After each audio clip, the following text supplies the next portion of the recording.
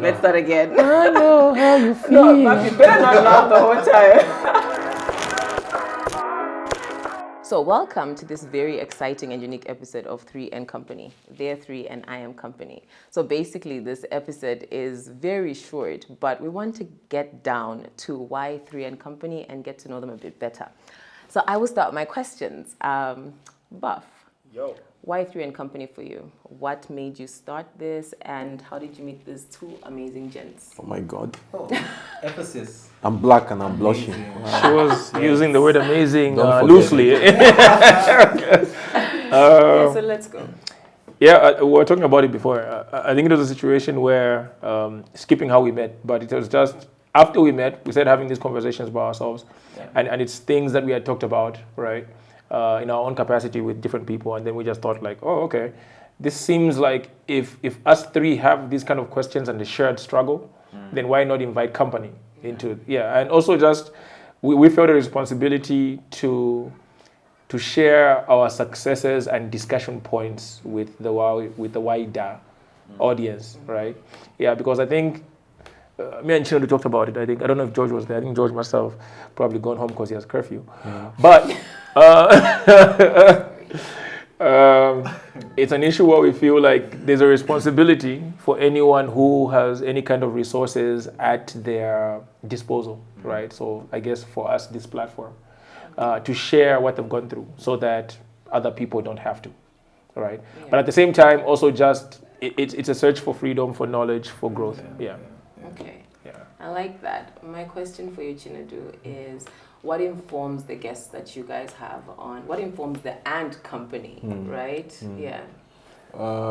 So from experience, we all have, like you said, a lot of shared synergies. We're quirky characters, but we seem to have common points of alignment. So what we've noticed is anyone that George introduces or Gilbert, Buff, or myself, we seem to gravitate towards that person. There's always something, which means that there's a commonality in the way we think. Yeah. And somehow the guests we've had, so fortunately, have always resounded. Right. Somehow. So even if the guest came from him or the guest came from George, for some reason, we'd all just click on very quickly. Yeah. It's almost like one person can vet for the rest of the group, and it works. Yeah. And that is that the quality of the guest is someone who must be an outliner. Yeah. So you can't be the run-of-the-mill where if we put you there and you're speaking or, you're sounding like a telecaster. What I mean is, no. We want someone who speaks from the heart, and you can, and the hope is that the audience can also see the genuineness in what is being communicated. Yeah. Because that is what they are relating to. Yeah. They don't want someone that seems so far above them that they cannot attain for that state.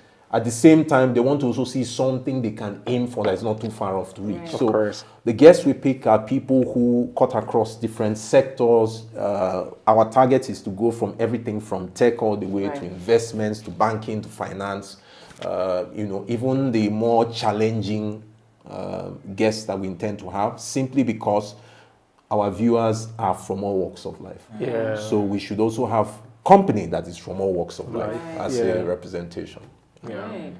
And it seems that you guys have had more than 2 episodes, and that's amazing. Round of applause to yourselves. Thank you. Thank you. Yeah, so George, having had all those episodes and all those people, right, and guests that you've had on the show, what do you think that you've learned from each one of them, or as a collective? Wow, I wish I could ask the audience that question, because I'll be very, very biased. In my perfectionist, I always review anyway. The telecaster voice. Exactly what you warned him about. Okay, yeah. I think lessons learned is really around even the phrases we're throwing around, like the whole what you call it, the P what? DOP. Yeah. Okay. Yeah. CTO. Yeah, CTO and all of that. I think that firstly, I think we did a first shoot, which I kept on emphasizing that. Yeah, I think that was like a shoot of the century. It was very, very random. Yeah. And we were just asking each other questions and all that. Like I think what Buff was saying around like conversations, right? So it was very much in that space where testing, trying. I didn't know what it was, but it's just the fact that every time when we're here, we really don't have a script, but we go with the flow, and really it's really about understanding the audience, or maybe understanding the third, or maybe the company, the company, and trying to see exactly how they kind of like flow in the conversation. So they do have different types of topics that they want to talk about. They do have different things that they want to pain points, would call it, and then that I think the structure of it is really how we learn from them before we actually execute something, right? So I think the biggest lesson is that I'm coming out from a place where, again, when I talk about like I'm a perfectionist, so I like order. I like putting things, so before I came in with the whole script thing, let's pull up a script, let's have like questions, stuff like that. But I think it's just more like easiness on how to understand and just let the conversation flow. And as I'm watching the videos, it's like, it kind of like makes sense because of the fact that I think we talked about how connected we are. So it's very much similar to, I would not predict the question that Queen Bee, sorry, but is it B? Wow. Yeah, Queen Bee. New name. B would ask, but I would say, oh yeah, actually, that question makes sense. And that's how come when he's talking, Chinedu, when he's talking, it's like, riding on. So you see those phases kind of like coming in. Yeah, everything is interconnected. I think also, I think with one of the podcasts, I think what you would notice is that there was talking and there was the action part. I think that we have to give credit to, again, not the nature of where his origin and where he's coming from, but it's just the fact that the drive to make something happen, I shouldn't take a lot of thinking.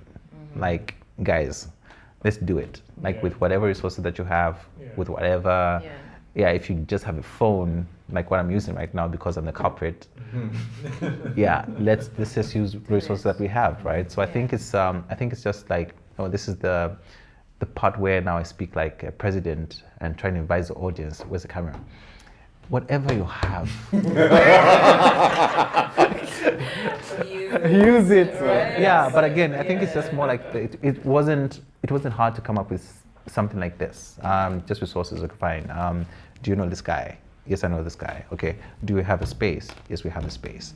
Do we have whatever? And everything just makes sense. So it's just more like, it's not possible. It's not impossible. It's possible. Yeah. So I think it's just riding on that phrase. Yeah. I can ride on just right again a bit on what he said, and I have to emphasize this is, I think, the heart and soul of why 3 and Company is critical. So there are the talking faces, there are those behind the cameras, there's the guest, but somewhere along this journey, what has become more evident, especially as we keep redoing episodes, is we're becoming better and better for it.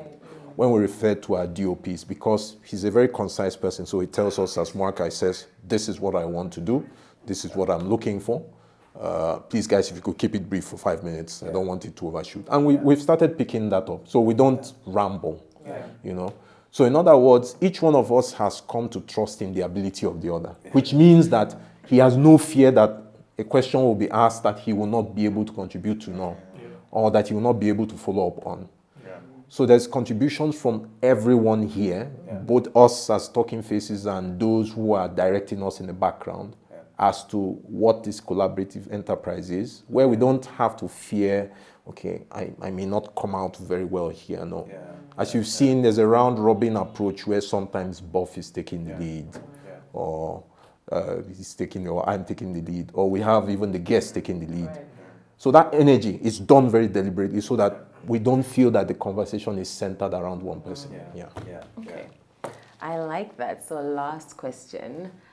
What do your viewers, right, and listeners, I guess, what are they to expect in 2024 from 3 and Company? One thing from each of you. One thing, George? George? No, I think we skipped the review meeting for this year. What are they looking forward to? We were supposed to go to the islands and think about the strategy for this year. Buff?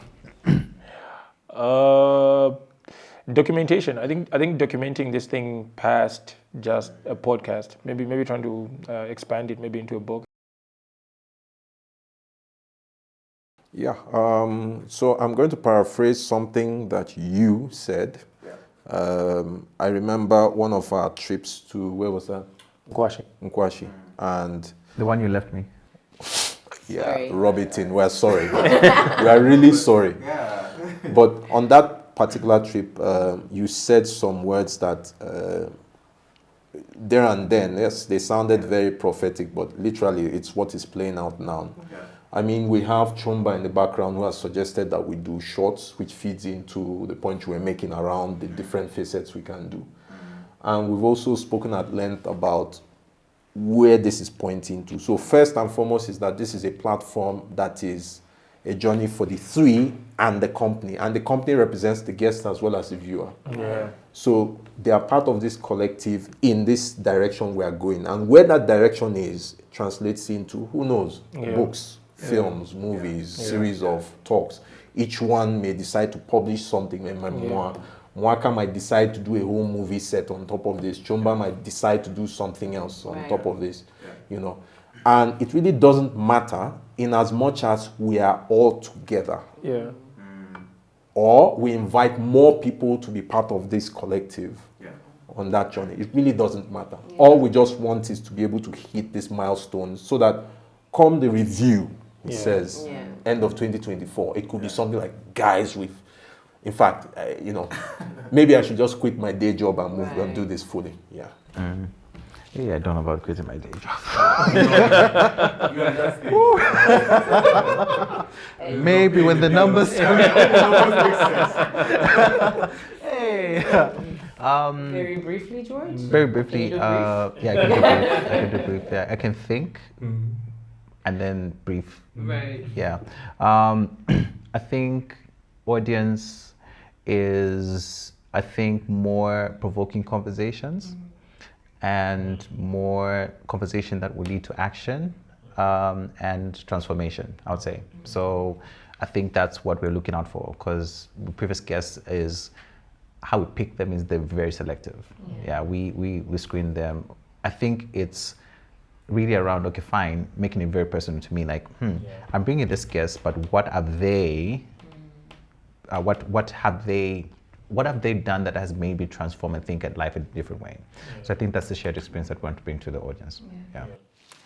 Yay, and that is Three and Company. And something very profound as well that I guess we should all know is that even the guests that come are not necessarily all made, but people will get to see them transform and say that they saw them here first, right? Because you can't say that they're completing themselves yet, but eventually, even in this year, you will begin to see them and you say you saw them here first. So that is Three and Company, and I am Company, and there are three.